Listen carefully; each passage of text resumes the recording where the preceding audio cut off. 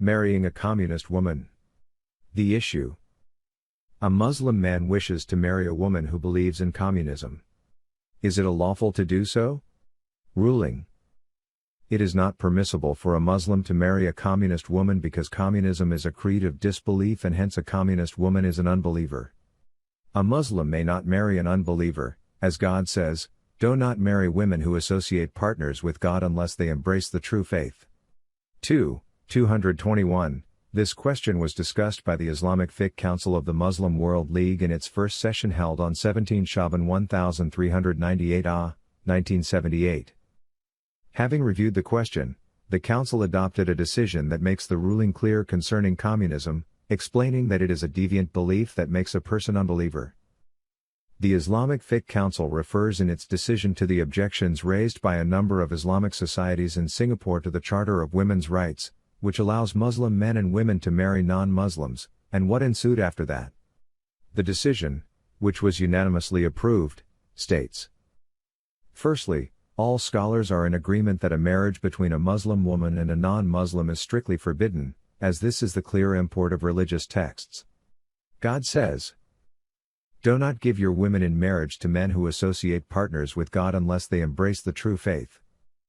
Any believing bondman is certainly better than an idolater, even though the latter may well please you. These invite to the fire, whereas God invites to paradise and to the achievement of forgiveness by His leave. 221. He also says, "Believers, when believing women come to you as migrants, test them. God knows best their faith. If you ascertain that they are believers, do not send them back to the unbelievers. They are no longer lawful, as wives, for the unbelievers, and these are no longer lawful to them. Nonetheless, hand back to the unbelievers the dowries they have paid them." 60:10. Repetition in the verse is clearly noted. They, i.e., the believing women, are no longer lawful, as wives, for the unbelievers, and these are no longer lawful to them. This repetition stresses the prohibition very emphatically, so as to totally sever a relationship between a believing woman and an unbeliever. This clear prohibition is followed by the divine order nonetheless: hand back to the unbelievers the dowries they have paid them. Thus the unbeliever husband is refunded what he paid for his marriage when his wife has embraced Islam so as not to combine the loss of his marital relation with a financial loss.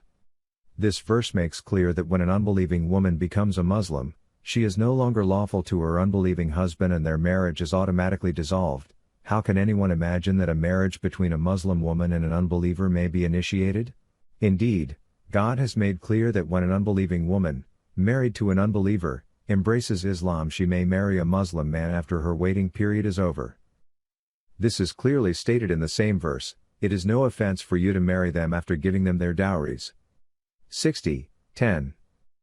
Secondly, it is not lawful for a Muslim man to marry an unbeliever, as God says, "Do not marry women who associate partners with God unless they embrace the true faith." Any believing bondwoman is certainly better than an idolatress, even though the latter may well please you.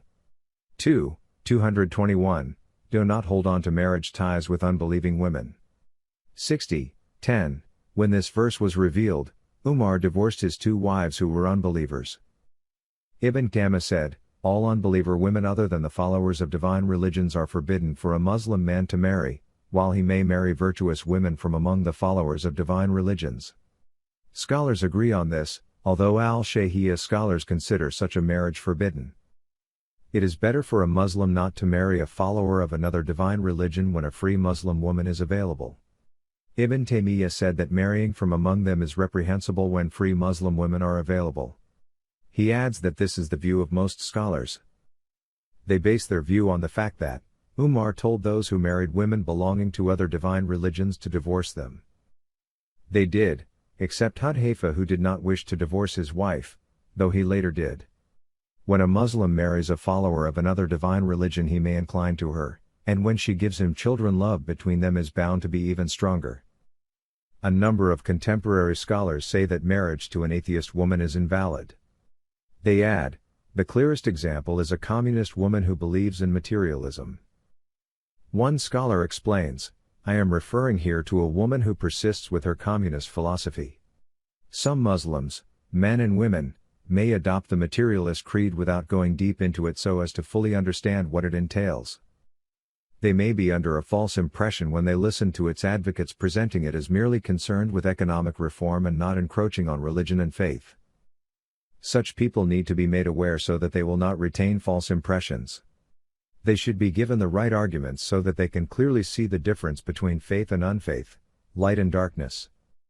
Whoever insists on communism after all this is an unbeliever. All rulings applicable to unbelievers will then apply to him or her.